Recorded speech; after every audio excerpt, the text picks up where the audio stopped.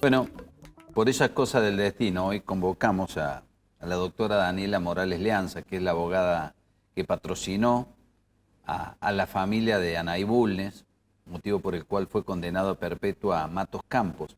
Pero digo, por esas cosas del destino, la doctora Morales Leanza jugó un papel fundamental en un delito precedente por el cual fue condenado Diego Concha, que fue el caso Satia, una pibita que se terminó quitando la vida después de haber sido abusada por su propio padre. Doctora, ¿cómo va? Buenas noches. Buenas noches, ¿cómo estás, Jorge? Bien, muy bien. Bueno, a ver, ¿cómo fue el caso Satia, doctora? Recién me acordaba, los vi a los papás de Luana, los saludé, que vinimos acá con Nancy, apenas se hizo público el caso. Satia había sido abusada por su papá desde los 8 hasta los 14 años, en el contexto cuando él la cuidaba, porque la mamá tenía una enfermedad que requirió, estaban separados. Una enfermedad terminal. Sí, Recuerdo que hablamos con la señora. No me acuerdo el nombre de la aquí. enfermedad. Sí. De hecho, no, ella tenía otra enfermedad de base que después se le da este cáncer en el proceso, durante el proceso. Era otra enfermedad, no me acuerdo el nombre, pero una enfermedad de la sangre. Y bueno, la cuestión es que Satia puede contar este episodio a los 16 años en una clase de ESI. Ahí hacen la denuncia, 2017, no pasó nada, pero a partir de ahí, no pasó nada de lo procesal, ¿no? A partir de ahí, Satia comenzó con episodios, bueno, de depresión,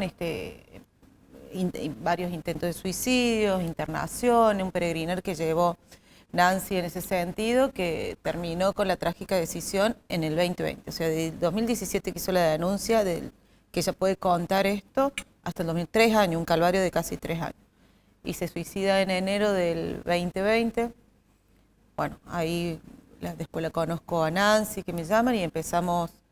Me acuerdo que ese primer día, que bueno, que me reúno con ella y asumí, nos entrevistamos con la fiscal y le pregunté que estaba todavía en secreto de sumario el expediente, o sea, qué diligencias se habían llevado a cabo, y le pregunté por las pericias, que son las primeras medidas que se realizan ahí, y me dijo que bueno, que no la habían hecho y que le iban a hacer. Ahí me di cuenta que no tenía nada en la causa, así que fue un trabajo, un peregrinar. En el medio se enferma Nancy, pandemia, se habían cerrado los tribunales. Muere la mamá de Satia. Muere, ¿no? Una semana antes de conocer el fallo. Qué cosa, sí, ¿no? Conmigo. Fue una víctima también del sistema, Satia, ¿no? Sí, para mí sí, por supuesto. Por supuesto. Bueno, y esa coincidencia de que sí. Santiago Campos Matos tiene una denuncia del 2021 por delito de abuso en esa misma fiscalía. En esa misma fiscalía. Bueno, qué dato ¿no? Qué dato. Bueno, el caso Satia sirvió como antecedente porque al padre de Satia lo condenan por femicidio, por la muerte de su propia hija, ¿verdad? Sí, no es femicidio, sino que es el homicidio seguido de abuso, el 124 del Código Penal. Así que lo condenan por la muerte de su propia hija. Sí. Aunque no la mató con sus manos, también la mató en vida. Claro. Como Concha hizo lo propio con Luana. Yendo al caso que nos ocupa.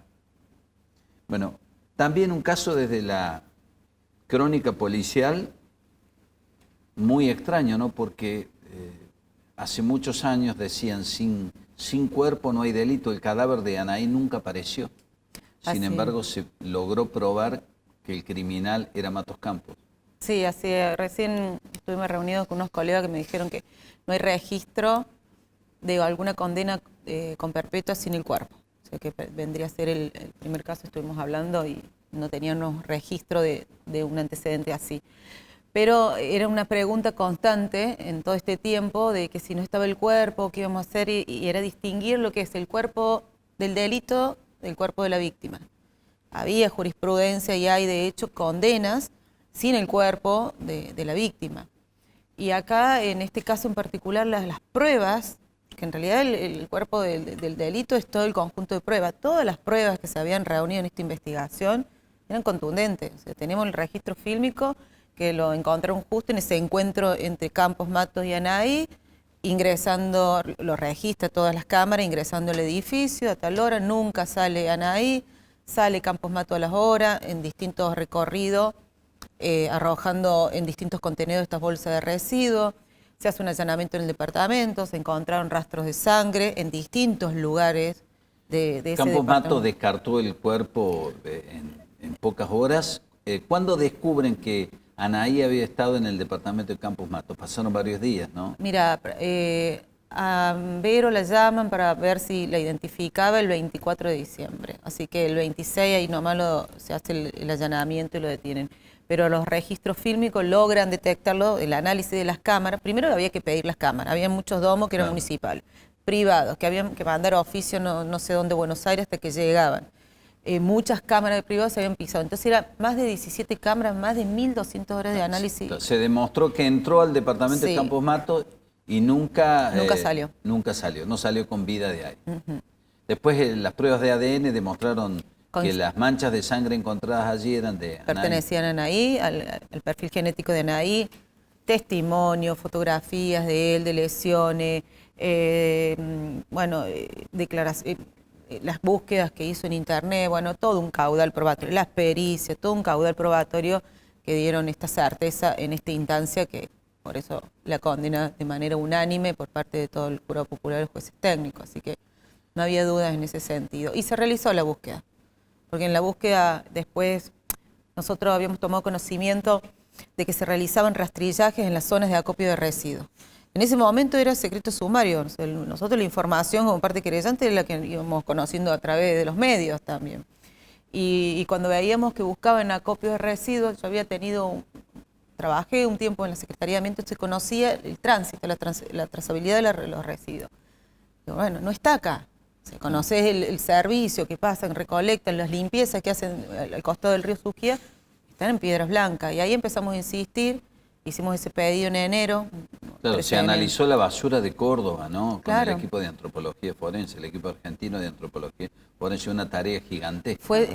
La verdad que sí, eso lo agradecimos en la oportunidad de los alegatos, porque el trabajo que realizó, el nivel de excelencia que contamos nosotros con el Instituto de Medicina Forense en Córdoba, y los datos que proporcionaron del Ejecutivo Municipal fueron claves, si no, no era posible.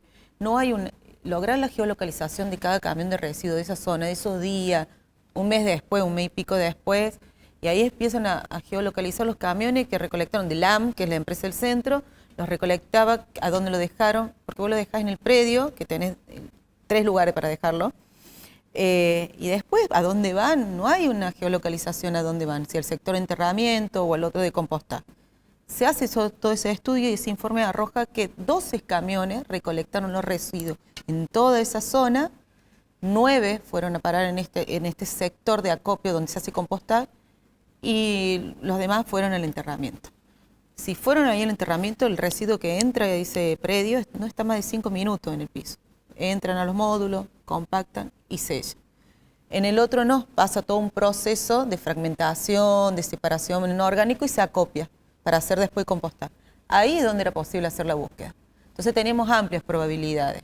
Bueno, se trabajó, se construyeron unas mallas, se utilizaron, la verdad que un gran labor, y estuvieron meses con un equipo de estudiantes y antropólogos realizando esa búsqueda a mano, por fragmento en una malla, con fragmentos de residuos de 5 o 6 centímetros, y se analizó todo ese acopio que habían dicho que ahí era posible donde se había copiado esos residuos, esa zona. Bueno, esa respuesta la familia la tuvo, sabíamos que teníamos la otra posibilidad, pero al menos se hizo todo lo que se podría haber hecho. Siempre los periodistas tuvimos mucho pudor en contar la historia de cómo sucedió, por qué Anaí se encontró con ese hombre que terminó siendo su asesino. Y en un primer momento recuerdo que todos presentábamos a Anaí Bulnes como una docente, y en realidad era docente. Lo que sonaba muy fuerte decir es que Anaí también ejercía la prostitución de manera, podríamos decir, irregular, esporádica, de vez en cuando, porque era sostén de familia y necesitaba recursos para su familia. ¿A esto lo conocía de antes la familia? ¿Se enteró ahí? Debe haber sido todo muy fuerte, un cúmulo de cosas, ¿no? No lo conocían claramente. Cuando ayer terminamos la sentencia y tuve la oportunidad de hacer los alegatos. No cambien nada del horrendo crimen. Por supuesto, no, pero es el contexto de vulnerabilidad en que se encontraban ahí y su condición de mujer es lo que permite esta calificación, ¿no? Anaí es una mamá, había padecido muchos años antes con una pareja múltiples episodios de violencia, el cual una pareja la había obligado en ese momento a ejercer el trabajo sexual. Después pudo salir de ese contexto, gracias al apoyo de su familia, sale de ese contexto, quedó sola con 3 niñas, una niña con discapacidad, familia clase media baja, con múltiples necesidades, empieza a estudiar ella docencia, obtiene 2 títulos, pero necesitaba puntaje, entonces tenía que trabajar gratis, ad honorem, las capacitaciones, y tenía un solo empleo, que era municipal, y todas estas cargas y responsabilidades. Y no tuvo otra opción, y ella decidió, en absoluta reserva, en el tiempo que podía, inexperta, a trabajar Quiero subrayar eso, porque esta mañana usted me decía, bueno, si hubiese sido una mujer que trabajaba, si cabe el término, profesionalmente, vendiendo su cuerpo, no iba a ir a la casa de un extraño, ¿no? Hay una serie de ABC que las trabajadoras que ejercen la profesión de manera frecuente conocen.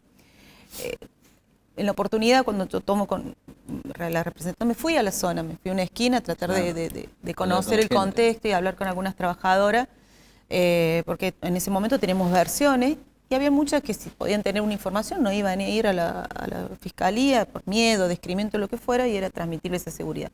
Y pude conocer el contexto. Muchas de las trabajadoras que ejercen el trabajo sexual callejero tienen horarios, mañana, tarde, noche, y la madrugada, no todas, pero si lo ejercen siempre es cuidándose, en conjunto cerca de sus pares, pero jamás al departamento de un cliente. Eso es una regla de oro entre ellas. Bueno, Anaí cuando fue, y hay un testigo que dice, ella apareció un día, preguntó lo básico, lo necesario de tarifa de servicio en los hoteles, y bueno, de su inexperiencia, aparte estaba muy alejada de las otras pares, o sea, lo hacía sola y en soledad, y se elaboraron prejuicios en eso, claro, ¿no? Pero bueno, lo cierto es que es una realidad. Ella lo hizo por necesidad, y más allá que si es una elección voluntaria o movilizadas por alguna necesidad económica, las mujeres sufren serios episodios de violencia de género, y en algunos contextos como el trabajo sexual esa vulnerabilidad se intensifica. Y estas mujeres ejercen un trabajo clandestinamente porque no hay un reconocimiento. Porque no hay reconocimiento, no hay autoridad, entonces están expuestas a mayores riesgos. Y esto también es para que aquellos que se tienen que sentar en la mesa la empiecen a evaluar, porque es una realidad que está al frente de todos y que nos gusta mirar. Y hay mucha hipocresía. Y es real. Doctora Morales Leanza, gracias por haber venido. Ha sido muy amable. Gracias a vos, Jorge. Muchas gracias.